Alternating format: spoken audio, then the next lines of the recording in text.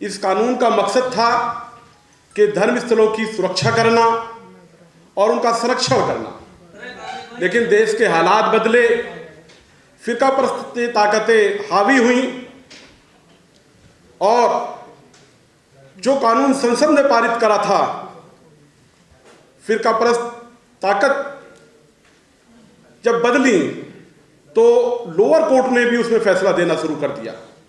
आज हम सब लोगों को इस पर बात करनी पड़ेगी, अपने संविधान के अधिकार के लिए लड़ना होगा। जिस तरह का माहौल देश के अंदर है, पहले ये लोग संप्रदायों को लड़ाया करते थे, अब जातियों को लड़ा रहे हैं, भाई को भाई से लड़ा रहे हैं। जो गंगा जमुना यज्ञती का एक देश था, मोहब्बत का देश था, उसको ये धर्म के नाम पर बांटकर और संवैधानिक वैल्यूओं को खत्म करके ये इस देश को एक दूसरी दिशा में लेना चाहते हैं। सेकुलरिज्म से कनेक्टेड है, धर्मनिरपेक्षता से कनेक्टेड है, जो कि हमारे प्रियम्बल में 1976 में जो शब्द जोड़ा गया था, वो 1976 में सेकुलरिज्म शब्द को जोड़ा गया था।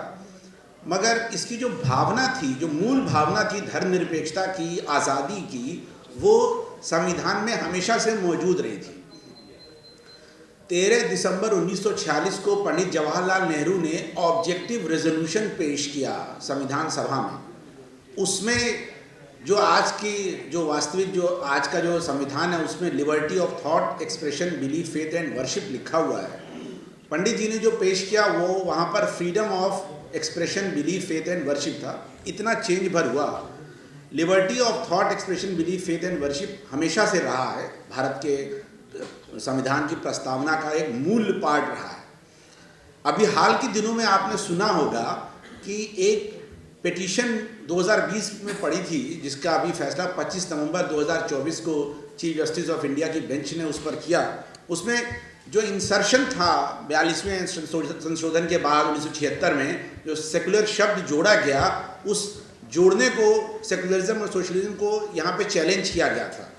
माननीय सर्वोच्च न्यायालय ने ये कहा कि ये शब्द सिर्फ जोड़ा गया, भावना तो बहुत पहले से अनुच्छेद 14, 15, 16 में जहाँ पे इक्वालिटी ऑफ स्टेटस और अपॉर्चुनिटी की बात है, इक्वल प्रोटेक्शन ऑफ लॉज की बात है, वो तो पहले से थे।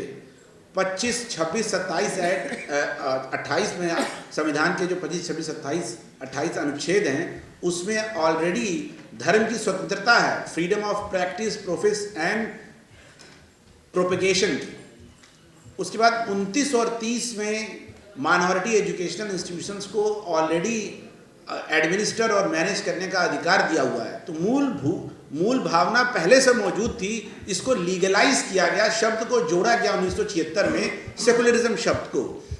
उसके बाद जो और भी जजमेंट रहे, केशवानंद भारती में माना गया कि सेकुलरिज्म संविधान का बेसिक स्ट्रक्चर है, बेसिक फीचर है। उसके बाद SR बोम्मई का केस आया, जो कि बहुत ही ऐतिहासिक केस रहा। उसमें बहुत से 356 का जो उपयोग दुरुपयोग है, वो उसका प्रश्न था सुप्रीम कोर्ट के सामने। साथ ये 1989 में हुआ, जब कर्नाटका में SR बोम्मई की सरकार को बर्खास्त कर दिया गया था। उसके बाद 6 दिसंबर 1992 की घटना के बाद मध्य प्रदेश, हिमाचल प्रदेश और राजस्थान, उत्तर प्रदेश की सरकार को भी बर्खास्त किया गया था 356 का उपयोग करके। हालांकि उसमें सिर्फ उत्तर प्रदेश को छोड़ के बाकी तीनों राज्य वहाँ पहुँचे थे। तो उसमें भी सुप्रीम कोर्ट ने ये कहा कि सेकुलरिज्म तो बेसिक फीचर है, बेसिक स्ट्रक्चर है संविधान का, और इससे किसी भी सरकार को ये इजाज़त नहीं दी जाती है कि उससे वो छेड़खानी कर सके। इस बलराम सिंह के 25 नवंबर 2024 के जजमेंट में चीफ जस्टिस ने इस बात को भी कहा और इस जजमेंट में लिखा कि इसको जो ये इंसर्शन था, जो इनकॉर्पोरेशन था सेकुलरिज्म और सोशलिज्म शब्द, ये 44वें अमेंडमेंट जब जनता पार्टी की सरकार आई 1978 में, तो 44वें अमेंडमेंट एक्ट के जब वो प्रस्ताव चल रहा था, उस वक्त भी इस बात पर चर्चा हुई कि सेकुलरिज्म और सोशलिज्म वर्ड गलत जोड़ा गया है और इसको यहाँ से वापस निकाल दिया जाए। बट ये प्रस्ताव आगे नहीं बढ़ सका और वो वहीं पे ड्रॉप हो गया। तो ये कहना, ये बार बार जब ये कहा जाता है, जो ताकतें, फिरका परस्त ताकतें कहती हैं कि 1976 में जोड़ा गया, तो उनको ये समझ में उनकी शायद कमी है कि इसकी भावना हमेशा से रही है सेकुलरिज्म की, धर्मनिरपेक्षता की, आज़ादी की, वो सिर्फ उसको इसको डाल करके एक पुख्तगी लाई गई। अब ये मैं किस बिना पे ये बात कह रहा हूँ, इसको आपको मैं थोड़ा समझाना चाहता हूँ। प्लेसेस ऑफ वर्शिप एक्ट की जो भावना आप तभी धर्मनिरपेक्षता को बनाए रखने में, उसको आप थोड़ा समझिए और आगे भी समझाइए, सबसे ज़्यादा महत्वपूर्ण है। मैं सबकी यहाँ पे अटेंशन चाहता हूँ। 1972 में गुजरात यूनिवर्सिटी अमेंडमेंट एक्ट आया, जिसमें जो माइनॉरिटी कॉलेजेस थे उनको लगा कि ये जो अमेंडमेंट एक्ट आया है, गुजरात यूनिवर्सिटी एक्ट 1949 का एक्ट था, ओरिजिनल एक्ट, 72 अमेंडमेंट आया, उसमें कुछ ऐसे चेंजेस किए गए जो उनकी ऑटोनॉमी से छेड़खानी करता था।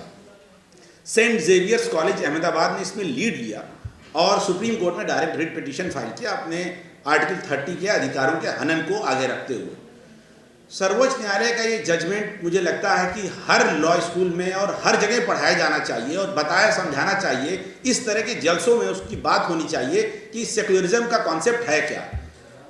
जस्टिस HR खन्ना का जो जजमेंट है, और जस्टिस HR खन्ना के नेफ्यू उस वक्त भारत के चीफ जस्टिस ऑफ इंडिया हैं, और जस्टिस मैथ्यू के जो सुपुत्र थे बाद में जस्टिस जोसेफ, वो भी भारत के सर्वोच्च न्यायालय के जज से रिटायर हुए। इस जजमेंट में जो जस्टिस HR खन्ना ने जो एक बहुत ही महत्वपूर्ण बात कही है, वो मैं, अगर आपकी इजाज़त हो तो बस 3 मिनट में मैं इस जजमेंट को बता देता हूँ। मैं पढ़ के सुनाना चाहता हूँ ताकि आप लोग उसको समझें कि ये भावना क्या है।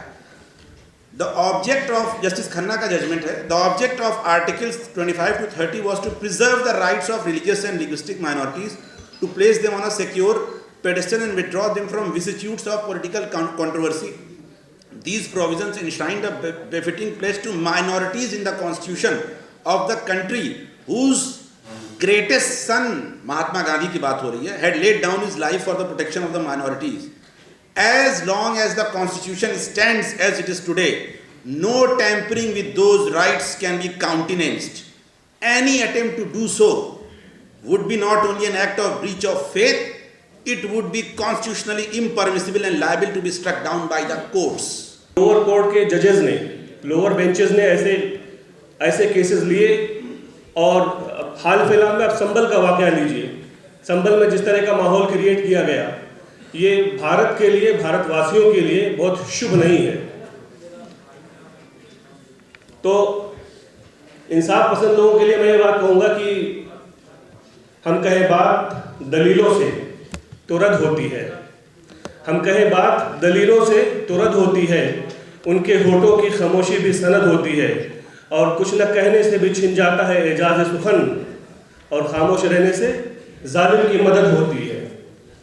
तो जालिम के जुल्म के खिलाफ आवाज़ बुलंद करते रहना है। और मैं अपनी बात यहीं पर ख़त्म करूँगा, क्योंकि हमारे दरमियान लीगल लॉयर्स हैं, प्रोफेसर जा साहब हैं, हमारे प्रदीप नरवाल साहब हैं, शाहनवाज आलम साहब हैं। आप लोगों को टेक्निकली इस मसले को समझाएंगे कि ये कितना अहम है और इसको किस तरह से हमें आगे लेकर के चलना है।